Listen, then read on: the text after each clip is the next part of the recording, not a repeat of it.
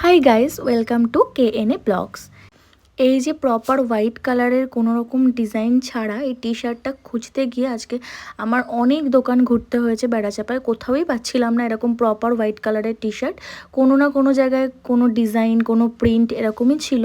তো আমি অনেক দিন ধরেই দেখেছি ইউটিউবে বা ইনস্টাগ্রামে অনেক শর্ট ভিডিওতে যে এরকম টাইপের একটা ভিডিও, মানে এরকম টাইপের অনেকে তৈরি করছে। তো সেটা দেখে আমি ভাবলাম আমার হাজব্যান্ডের যেহেতু, মানে আমার বরের যেহেতু সামনেই বার্থডে, তো ওই জন্য আমি ওকে একটা এরকম গিফট দেওয়ার ইচ্ছা আমার হয়েছিল। তো ওটাই আমি বানাবো বলে সমস্ত কিছু জিনিসপত্র আজকে কিনে এনেছি। এই যে দেখতে পাচ্ছ যে মা আমাকে হেল্প করছে, মানে ঠিক প্রপার একটা মাপ নেওয়ার জন্য মা আমাকে হেল্প করে দিচ্ছে। আর এমনিতেও আমার মা এইসব কাজে, মানে এইসব সেলাইয়ের কাজে, এইসব কাজে খুব এক্সপার্ট। তো মা আমাকে হেল্প করে দিচ্ছে যে কি করে কোন দিক থেকে কতটা মাপ নিলে সবটা ঠিকঠাক প্রপার হবে। তো ওটাই করছিলাম। আর এটা আমি অনেক দিন ধরেই দেখেছি, আমার ইচ্ছা ছিল বানানোর, কিন্তু কোনোদিনও মানে অতটা হয়ে ওঠেনি যে বানাবো, এরকম সাহস হয়ে ওঠেনি। তো এইবারে রিস্ক নিয়ে বানানো শুরুই করলাম, যে দেখি কি হয় না হয়। একবার চেষ্টা করে দেখতে তো ক্ষতি নেই, চেষ্টা করে একবার দেখি, যদি ভালো হয়, না হলে আর কি করা যাবে। তো ওটাই আর কি আমি আমার হাজব্যান্ডকে বা আমার বরকে আমি দেখিয়েছিলাম আগে এরকম একটা ভিডিও। তো ওরও খুব ইচ্ছা ছিল এরকম একটা ওকে আমি বানিয়ে দেবো, কিন্তু ও এখনও জানে না যে এরকম একটা কিছু আমি ওকে বানিয়ে দেবো বা কিছু। ও কোনো কিছুই জানে না যে ওর বার্থডে নিয়ে আমি কী কী প্ল্যান করেছি, বা ওর বার্থডেতে আমি কী কী গিফট কিনেছি, বা আমি কীভাবে সারপ্রাইজ দেবো বলে ঠিক করেছি। ও কোনোটাই জানে না, পুরোটাই ওর জন্য সারপ্রাইজ। তো দেখা যাক যে ও কতটা খুশি হয়, সেই আশাতেই আর কি। এত মানে আমি কখনোই সত্যি কথা বলতে গেলে এরকমভাবে ডিজাইন করে বলো বা কোনো কিছু হাতে বানানো এই কোনো দিনই আমি আজ পর্যন্ত করিনি। মানে এত ধৈর্য আমার কখনোই নেই যে আমি এরকম বানাবো বা কিছু। কিন্তু এই প্রথমবার মানে ভাবলাম যে ঠিক আছে, একবার বানিয়ে দেখি, আমিও হয়তো বানাতে পারবো। তো ওই আশা নিয়েই বানানো শুরু করলাম। তো ফার্স্টে যেহেতু আমি একা কোনো দিন করিনি, তাই জন্যেই মা আমাকে মাপটা নিয়ে দিচ্ছিল। মা এখানে মাপ নেওয়া কমপ্লিট করে দেন আমি যেটা বানাবো, হয়তো অনেকেই এতক্ষণ ধরে আমার ভিডিও দেখতে দেখতে বুঝে গেছো যে আমি কি বানাতে চলেছি। এই যে আমি চারদিক থেকে যে মাপটা নিয়েছিলাম তার চারপাশে আমি সেলোটেপ দিয়ে ভালো করে একটা বক্স করে নিলাম, যেই মাপটা আমার দরকার সেই মাপ অনুযায়ী। যেহেতু আমি যেটা করব সেটা যেন আমার অন্তত পুরো টি শার্টটা খারাপ না করে দিতে পারে, ওই বক্সের মধ্যেই যেন জিনিসটাকে সুন্দরভাবে করতে পারি, ওই জন্যই আমি সেলোটেপটা নিয়ে নিলাম। এবার সবাই এটা করে নিতে পারো, সেলোটেপটা চারদিকে মেরে নিতে পারো, তাহলে যে ডিজাইনটা করবে ওটা বাইরে বেরোনোর কোনো রকম চান্স থাকবে না। তো আমি ওরকম দেখতেই পাচ্ছ যে চারদিকে আমি একটা বক্স টাইপের করে নিচ্ছি। তো এরকমভাবেই সেলো টেপ দিয়ে, ওটা অনেকে ডবল টেপ সেলো টেপ দিয়েও করতে পারো, তো অনেকে আরও মোটা টাইপের যে সেলো টেপগুলো আছে ওটাও ইউজ করতে পারো। আমার এটাই ঠিক লেগেছিলো, তো আমার কাছে এটাই ছিল, তাই আমি এটা দিয়েই করলাম। তো চারপাশে ওরকমভাবে বক্স টেনে নিলাম।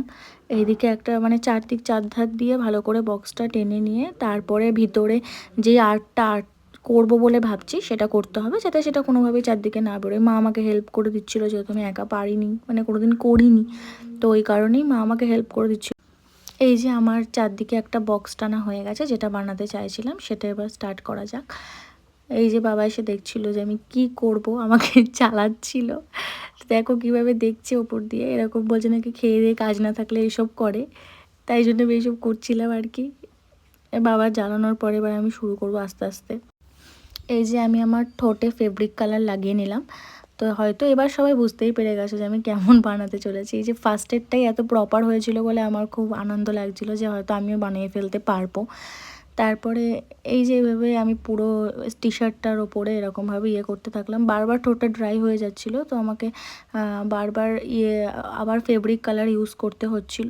তো পুরো দাঁতের অবস্থা পুরো খারাপ, পুরো মুখের মধ্যে, জিভের মধ্যে পুরো রং লেগে ভর্তি হয়ে গেছে।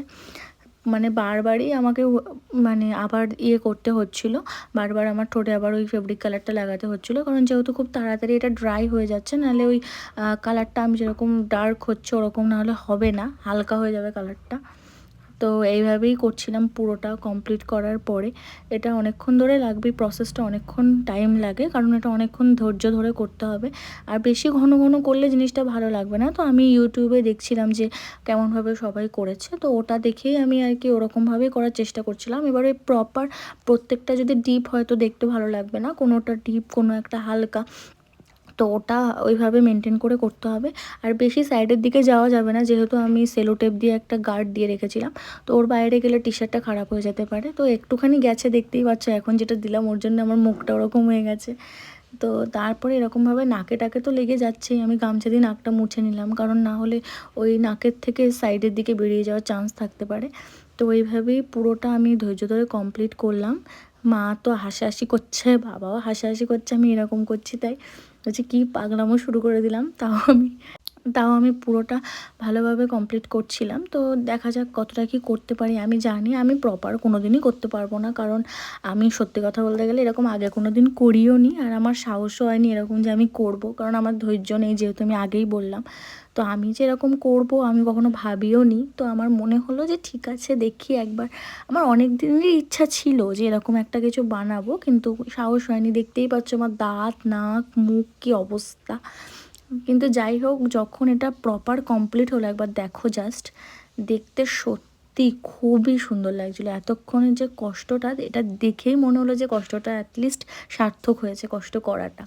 এই যে আমি তুলিটা ধুয়ে নিচ্ছিলাম, পুরো হোয়াইট বেসিন পুরো লালে লাল হয়ে গেছে, পুরো রক্তের মতো দেখাচ্ছে। আমার মুখ থেকে রঙটা খুব ইজিলি উঠে গেছিলো, কিন্তু আমি ভেবেছিলাম হয়তো উঠবে না, কিন্তু জিভের থেকেই রঙটা উঠতে চাইছিল না। তারপরে আমি ব্রাশ করলাম যে যদি জিভের থেকে রঙটা ওঠানো যায়।